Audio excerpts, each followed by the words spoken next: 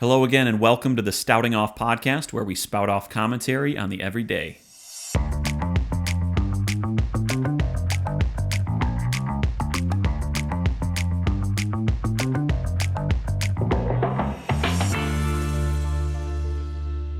Hello again, and welcome, as always, to the Stouting Off podcast. I am your host, now and forevermore. Drew Stoutenberg is my name, and I am joined live in studio by my producer, Jordan. Jordan, how are you? Doing great, thank you. It is a joy to hear that. Thanks for being here. It's a rainy day in Nashville today. Got soaked just coming to and from my car from like the front door. As I was coming home today, actually, there was a car flipped on a one-lane exit ramp.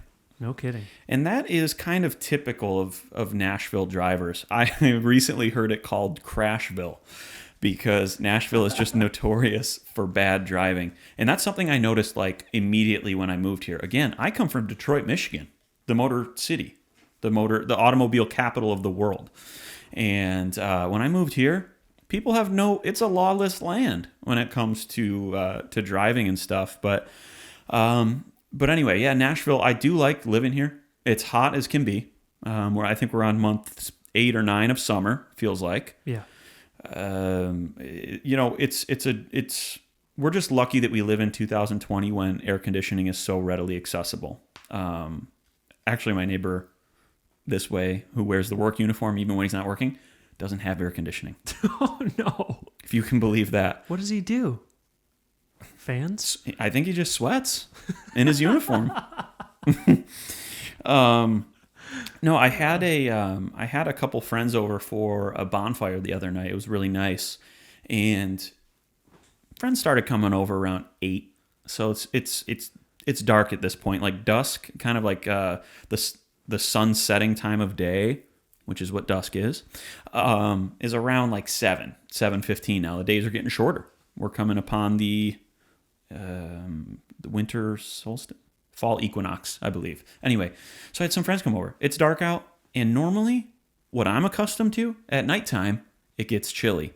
Not here. So we go out to the bonfire pit in my backyard, and it's got to be, at this point, it's probably still 85, 87. And my friend Sarah just moved here from Phoenix, and I'm out here in a t-shirt and gym shorts and sweating still. And Sarah comes out here in like a light jacket, jeans, like an auxiliary sweater and stuff. I'm like, how are you living like this? She's like, oh, in Phoenix, it's way hotter than this. Like we had, I think, 45 straight days of over 110. I'm like, wow, I don't even know how people enjoy living like that. Right. I would rather layer up than, be minimal. I would rather have it be cold and layer up. And that way I can kind of control how warm I can control my temperature, versus if it's just too hot, you can't take off enough stuff. Right. You can't take off 7 layers of epidermis, Sometimes it's cooler to keep clothes on.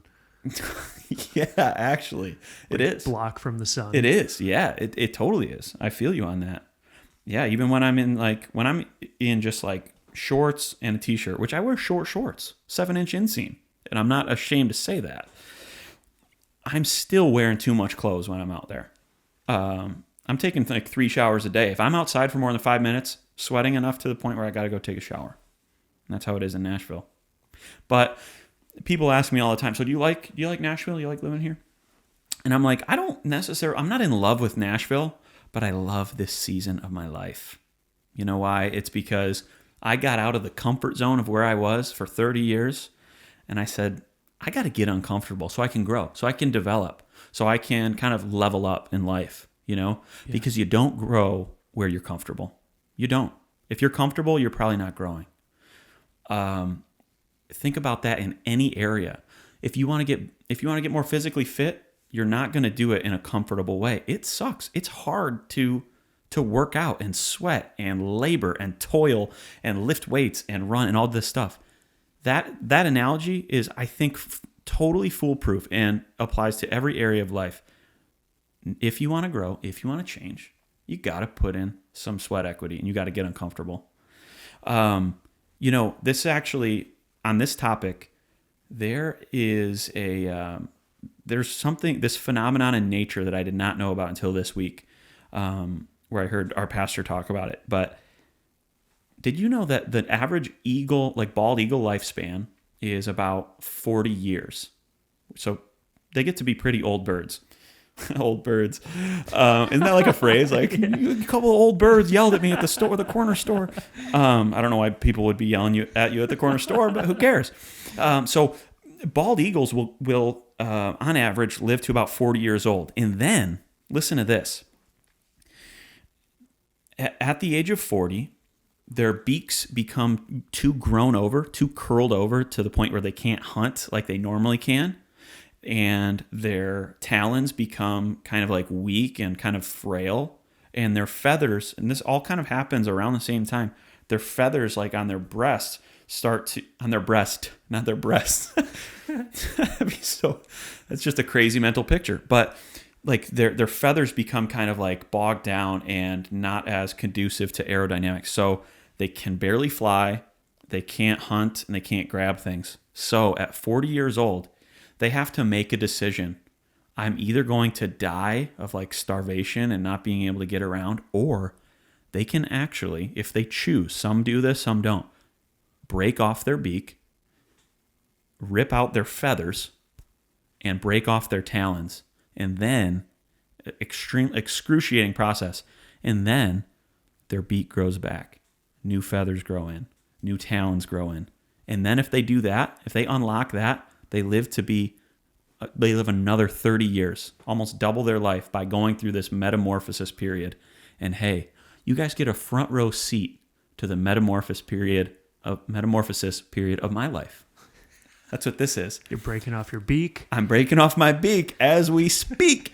It's like a butterfly going into a little cocoon. I had to go away because now I'm about to be a butterfly. I was a little caterpillar before.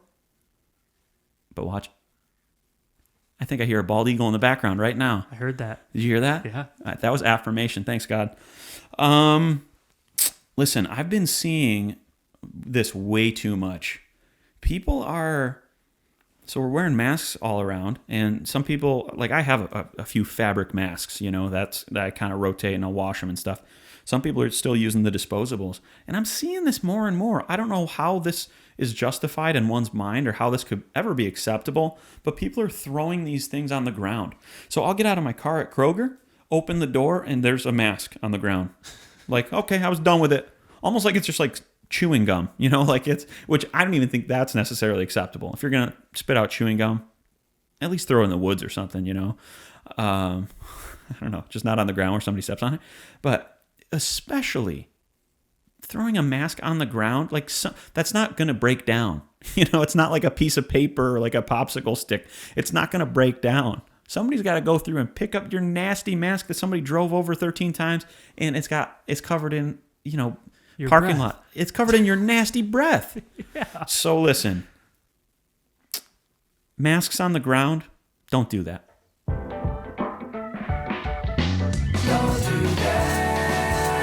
It's that simple. Also, don't throw floss picks on the ground either. That's another thing I see. Do you know what I'm talking about? Yeah. Have you seen this before? I can't believe that. How people... I've seen them at the airport, dude. Really? Yeah. Just like around the concourse? Yeah, like by the trash can or like in the bathroom on the counter. By the trash can. I couldn't make it all the way there. I just had to... Just a couple feet short. Like, I missed the trash can. So instead of me picking it up, I'm going to make someone else pick it up. Guess you got to do it. Hey, guess what? Yeah, I guess on the ground. That's your ground. Yeah, it's not my ground. It's not my ground. It's your ground, facilities person. Yeah, that's unacceptable. Just be thoughtful. That's my thing. When it comes to stuff like that, I think about this. If I'm in a public place and I leave a shopping cart somewhere, if I'm tempted to, or if I'm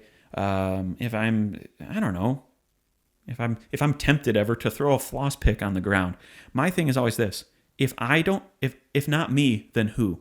If I'm not going to do that responsibility that's mine, then who? If it's somebody else, somebody else has to account for like my actions. I can't live like that. Right. I can't sleep at night. Right. I'll be tossing and turning, thinking, man, I was only 2 feet shy of the garbage can. I couldn't get the floss pick all the way in there. I had to leave it. I don't really do floss picks anyway. I floss at least once a day, but until about 3 years ago, I didn't floss that much. I was like the average flosser once I don't know, week, every 2 weeks. And my dentist was like, Drew, here's how you do it. You wrap, because I had a hard time. Like the floss would come off my fingers. Drew, you wrap the flosser on your middle fingers, and then you use your index fingers to kind of guide it. Because your middle fingers will never have to go into your mouth. True. Whereas before I was like trying to put my index finger and then it would slip off. And I'd be like, forget this. I'll get flossed again next time I go to the dentist in 6 months. So anyway, wow, that was a mini stout off just now. Yeah. But I'm running hot about that because that's unacceptable. It's litter. That's the same thing with people throwing cigarette butts out the window. I don't get that. Yeah. Like it is littering. Unequivocally it's littering for sure. But it's just a law that's not really enforced. It's just become kind of acceptable. But I don't understand how we got to that point. Just like, I'm done now. Just throw it out the window. It'll just go somewhere. Right. Or a rabbit will eat it and then die from it. So that's cool. Dude, on the way here today, Yeah. I was driving behind this Chrysler 300 and I saw them like moving their shoulders, right? Like moving their shoulders in the, through the rear view mirror. And Yeah, they're just kind of like getting adjusted or what? yeah, something. And then all of a sudden I saw a McDonald's wrapper fly out the window. And we're only going 35 miles per hour Yeah. or something. So it's not like the highway, right? Where it just like blows off into eternity. Yeah, you get to forget about it quickly. Like it just okay, it was gone. It never existed. Yeah. Now of course it goes gonna somewhere. Stick on your antenna where we're headed. Yeah, Where we're headed. Where we're headed, man. Tell you what, there's no such thing as litter on the ground. It sticks to cars. Yeah, I don't get that. But then again, I remember throwing something out the window when I was a kid. I forgot what it was, but my dad was like, "No, you do not do that. That is unacceptable." And you know what it's like when Dad yells at you as a kid. It's like, okay, well, my life just changed forever right now, and that's a lesson I'll never forget. And hey, this many years later, still haven't forgotten it. So a valuable lesson. And I'll pass that along to my kids someday. Young man, Jordan Jr. I'm going to name my kid Jordan after my producer. Thank you. Jordan, you do not do that. But Dad, it was just a floss pick. I don't care. That's pretty wild about the eagle rebirth, though, isn't that? I'm just coming insane. back to that. Yeah. I had it written down here. That's crazy. You ever wake up to chug water in the middle of the night after you had a salty dinner? Eat pizza right before bed, and you wake up around 3, 4 in the morning, and you're just like, but you prepared. You've got your Dickies cup right next to your bed, and it's filled with vapor distilled water. You bought Smart Water, and you poured it in here, and you're just ready to just gulp. It's the most refreshing. It's pleasurable. Like it is so enjoyable. It's like a multi-sensory joy that I just love. And I'm going to drink some water right now, but I'm not going to, demonstrate what it's actually like because I'm not that thirsty. But come see, I'll turn on the camera at 3 or 4 in the morning next time I have pizza, and then you guys get to see. Yeah. Yeah. Quite literally nothing like it though. There's nothing, especially if it's room temperature. Yeah, if you went to bed around like 10, it's had time to kind of warm up to room temperature, and you can just slam it. Yeah. Oh, it's so good. It's not nearly as rewarding as when you have to wake up in the middle of the night and then go to the fridge and get water or the faucet or whatever. If there's like some getting out of bed involved, then that stinks. But if you can kind of just do a side lay where you turn the cup, you know what I'm talking about? Yeah. I'll just stay in this position sometimes, and the cup will just come in perpendicular to my mouth. Stupid. Why is my bed all wet? Spilled. I've gotten pretty good with that though. But anyway, yeah, if for those moments in a loved one's life, I recommend get them a Dickies cup. Get them a Dickies barbecue pit, big yellow cup. Big yellow cup. You like that? YBYC. And while you're at it, go get a meat plate, a combo. They're great. Jalapeno cheddar sausage sandwich. Come on. Still haven't had a chance to get to the Nashville location yet, but I will soon. We're going. We're going to go. We're going. And I'm in Michigan in October for a bit, and you can bet I'm getting lunch there at Dickie's at least every other day, if not 2 meals a day, lunch and dinner. I just don't leave. Just keep filling up the big yellow cup.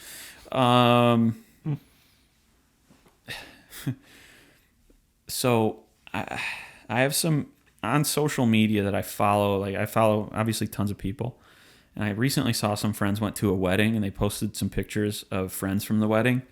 And you ever go to a wedding and there are some dudes there who you can tell they probably don't like get dressed up very often. They don't really know, like, and I'm not knocking, like, everybody, has different experiences and stuff, but you can tell those people who don't normally dress up, and before they even get to the wedding, like, I don't do this. I don't subscribe to this. I think you have to earn loosening up throughout the evening, the longer you're there.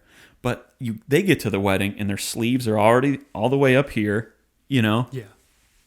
They've got sunglasses on the head, you know what I'm talking about? And their top button is unbuttoned and it's already loose right here.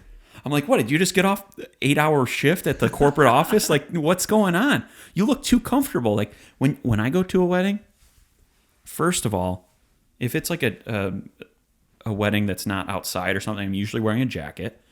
But I'm wearing that jacket until like 4th or 5th or 6th song that evening. I'm wearing the jacket and I'm still put together. If I'm wearing a tie, you can bet it's up here, snug, half winds or not, and I'm buttoned.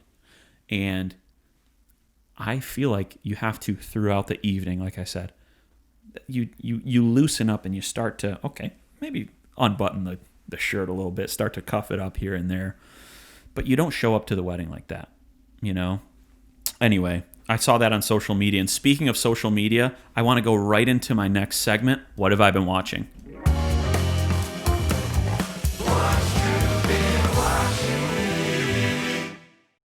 The Social Dilemma on Netflix. Have you seen this yet?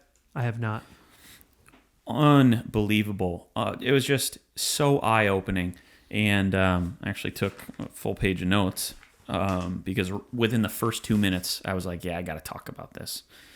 Basically, what The Social Dilemma is all about, the dilemma they're referring to is our increasing dependence on social media combined with the demand for advertisers and stuff on social media, the companies that are actually paying Facebook, paying Google, etc., their increasing need to continue to just keep us engaged and all this stuff. And the dilemma they're talking about is, for example, they talk about how in this movie, when it comes to social media, the social media platform itself is not the product. We are the product, because who's ultimately paying for this? Companies who are advertising on Facebook, companies who are advertising on Instagram and Twitter and all these websites or these social media sites, to the point where those companies, Facebook, Google, all the companies, they have to keep us on these apps as much as possible for as long as possible, because the more data they have, the more they can say, hey, this person, this type of person, 32-year-old male, Nashville, Tennessee, this part of the U.S., this part of the world, whatever, spends this much time looking at this type of post, spends this much time looking at this type of post, whatever. They have so much data on us that they then sell that data essentially to these advertisers. So I was about to say, you know what I'm saying, but obviously it's pretty intuitive. And then it goes so far as to say, everything that you see on your Facebook feed is tailored to you. So it's not necessarily just, usually in the order of most recent, whoever posted whatever. It's an algorithm specifically designed so that you are more likely to see posts that you will engage on and spend, therefore, more time on the website. Therefore, Facebook can charge more to companies who want to advertise to you. And then political and governmental and all these other different types of agencies and groups getting involved, to the point where they will market specifically not only candidates and stuff like this to you, but you will also have, if you are, say, a right-leaning, Donald Trump voting, pro-gun, pro-whatever, you will have a different set of articles that will pop up in your feed versus someone, say, on the left, pro-choice, Black Lives Matter, like, like the social, more of the social awareness, social advocacy type. That group would get different articles and posts as well. So what they're saying is that because your individual experience on social media is so tailored to you, you only see ultimately things that they think you're going to want to see. And so there's not a whole lot of middle ground. It's this group sees what they want to see, this group sees what they want to see, and now everyone's looking at each other saying, how do you not see it like this? How do you not see our point? Did you not see this data point? Did you not see this article? And not to say that social media is the end all be all, but most people do get their news from sites like Facebook. Yeah. And then it takes it a step farther. Even news networks are like this. News networks get paid by advertisers that want them to promote a specific message. And so there was research done in this thing that it showed over time, the time lapse, at one point, say Republicans and Democrats, if the whole spectrum was like far left, far right, whatever, most people were in kind of like, somewhat close to the middle. As time has gone on and social media has continued to rise in popularity, it's becoming more and more spread apart, more and more polarized, to the point where it's like, how can this get better? Right. And have you seen, like, we can see this play out in day-to-day life, Think about it. There are so many people on Facebook who I see them post about stuff, and I'm just like, man, you're a jerk. But at the same time, I see people who I know post similar stuff like that, and I'm like, this guy's just annoying. I'll unfollow him, but I still love this person, whatever.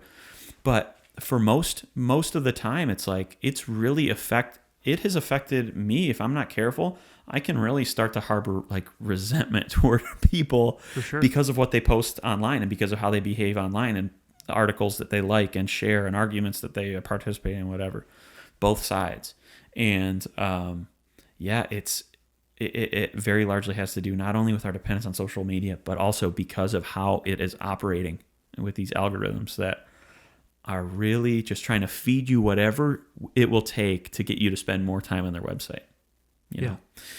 It's really fascinating. I highly encourage anybody to watch it. So kind of took a serious note there, but hey, we need to talk serious sometimes. Yeah. Uncle Stout needs to share some serious stuff with you. All right? This is a matter of life and I won't say death, life and death, but it's a matter of like happy, harmonious life, We got to watch it. I want to watch that. You got to, dial it up. I'm not even going to read you all my notes. Oh, man. But I will say, there was one point that they brought up. They were talking about suicide with like middle school and high school aged kids. And man, I just got to say, I'm so happy that social media did not exist when I was in middle school and like early high school. Yeah.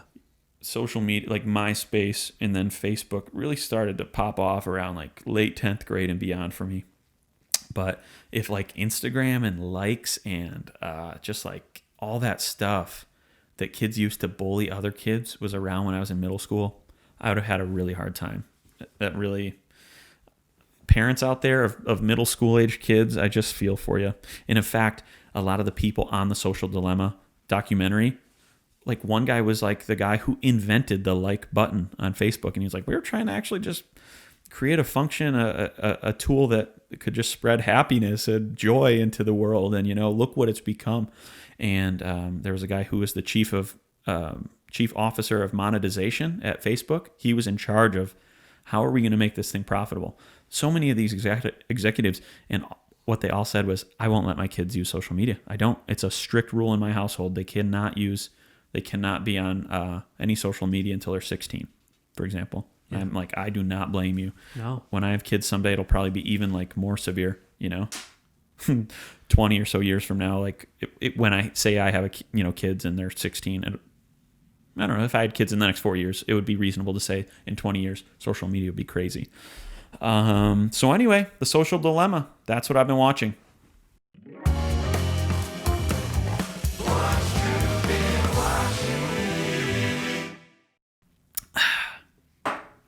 Nelson's Greenbrier, Tennessee handmade sour mash whiskey, distilled right here in Nashville, Tennessee. We actually toured the distillery. Jordan and I did. That was great. That was a good time with our buddy Will. Yeah, that was awesome. Bonded in Bottles on Instagram. He runs a bourbon and kind of all-around whiskey influencer page on Instagram. Bonded in Bottles. Check him out. But yeah, you got to support the hometown folks, you know. And I just bought this bottle recently. Actually, I like the branding too. It's like what their original label looked like in 1860. 1860 branding right there. It's pretty sweet. It is. It's pretty cool. My dog got sprayed by a skunk 3 times in 1 year before. And one time was on Christmas. What? Somehow. I don't remember how, but I remember I let him out on Christmas. This wasn't George. This was Sadie. So that was probably 2004. So yeah, I let Sadie out on Christmas to go...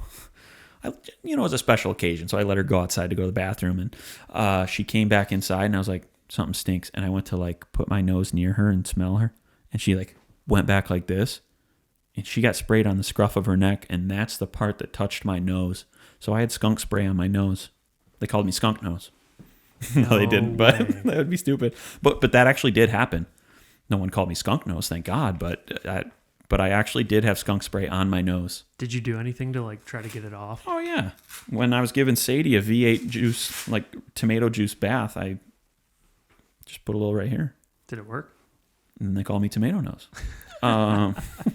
Nobody was calling me anything. No one was calling anyone anything, but that actually all did happen.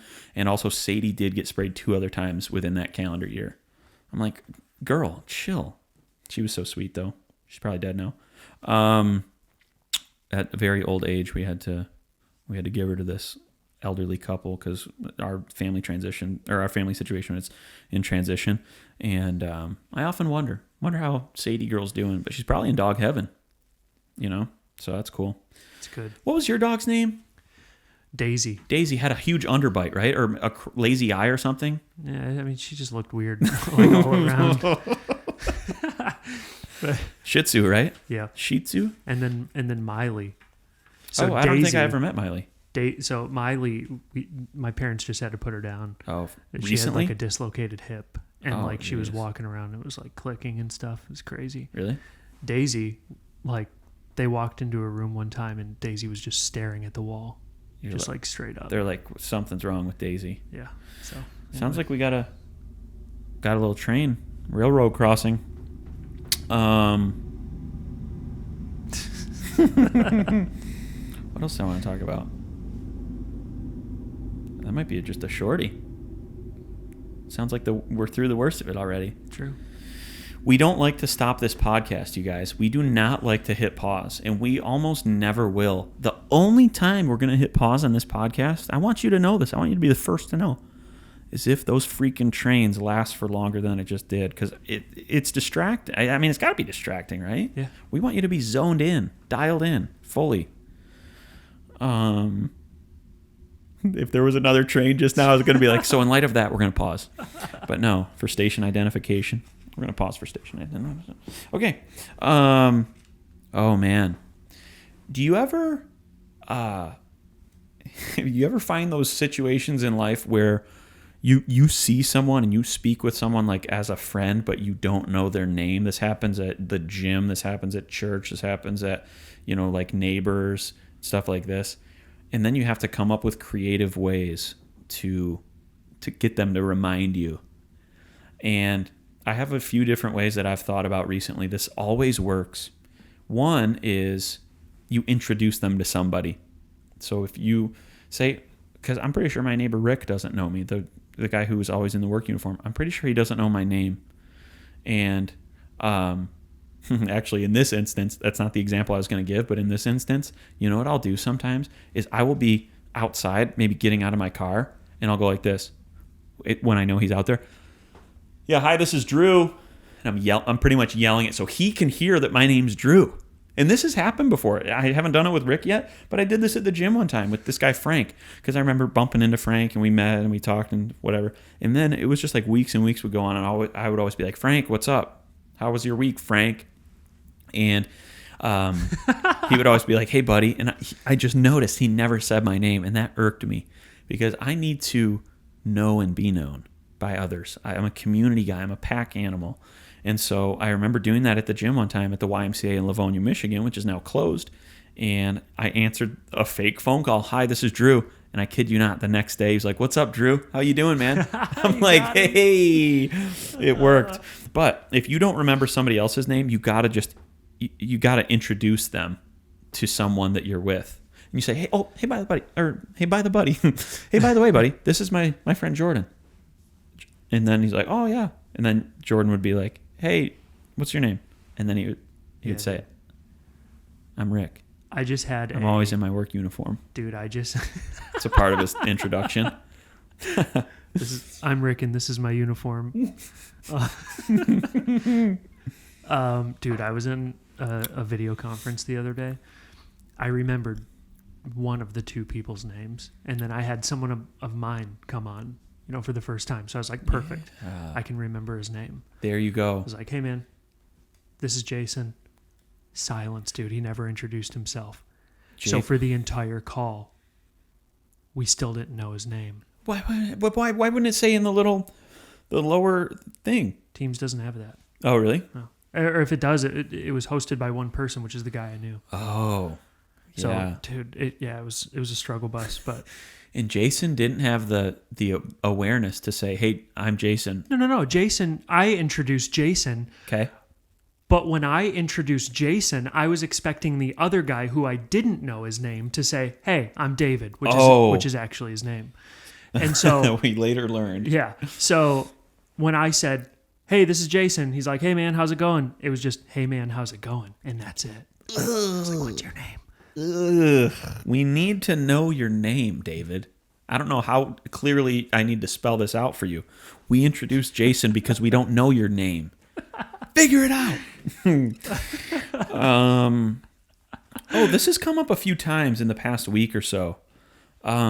Friends feel like they need to explain to me in in this almost apologetic tone. They need to tell me, "Hey, I haven't had a chance to listen to the podcast yet, but I see you're doing it on social media, on Instagram and everything. Trust me, I'm getting around to it." And I want to be like, "Hey, you don't need to do that. You don't need to apologize to me."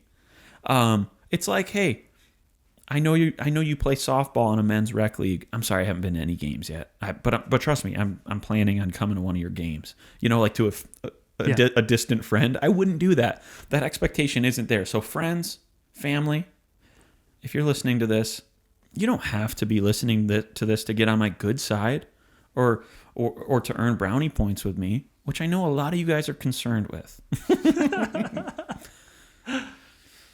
But here's the link. And here's the share button. With that said, here's the subscribe. Start with episode 3, work your way back, and then no, you guys please don't feel pressure to listen or watch or whatever. I hope you like it though. That said, if you do watch it or listen to it, I hope you like it. And that's all I got to say about that.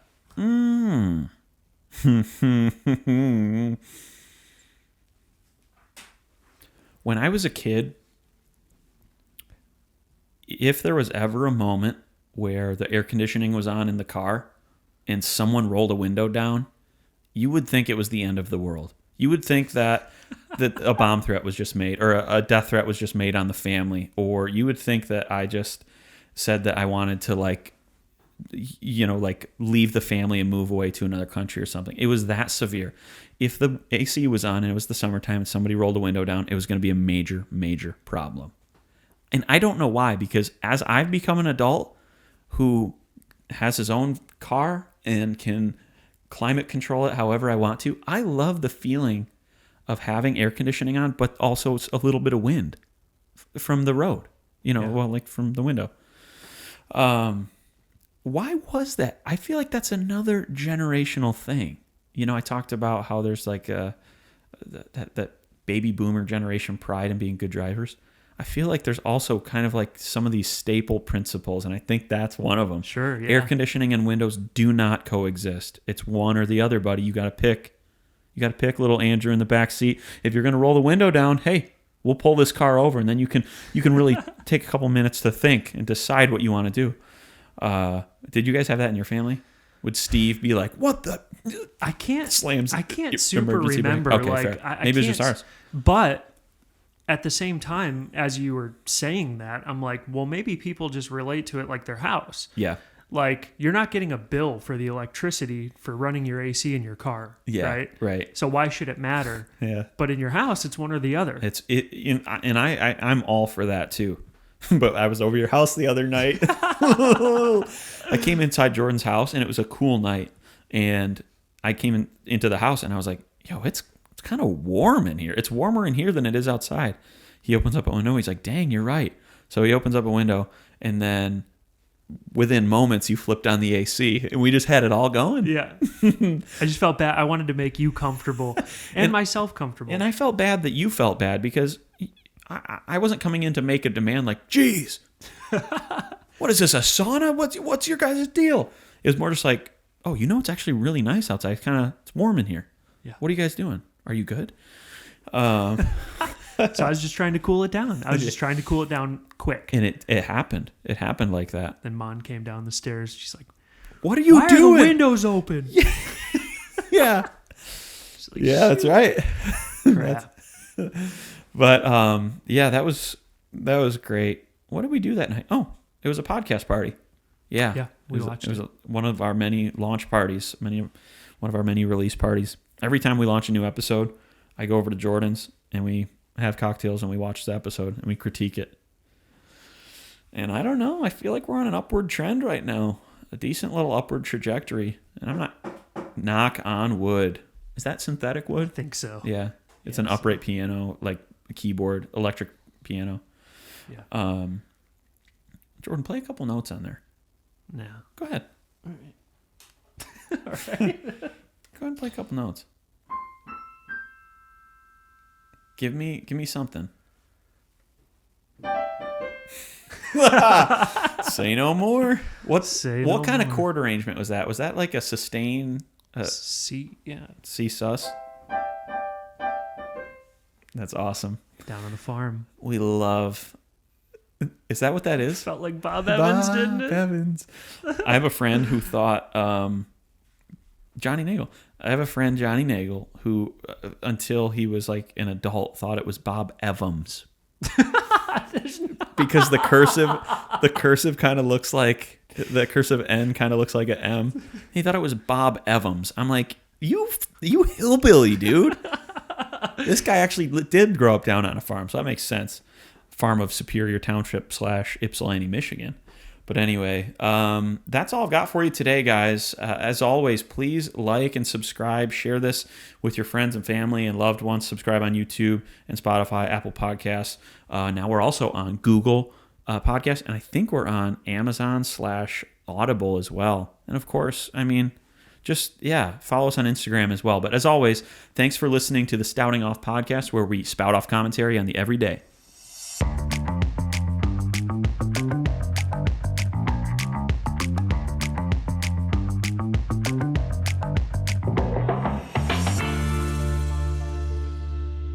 It's a tough angle right there.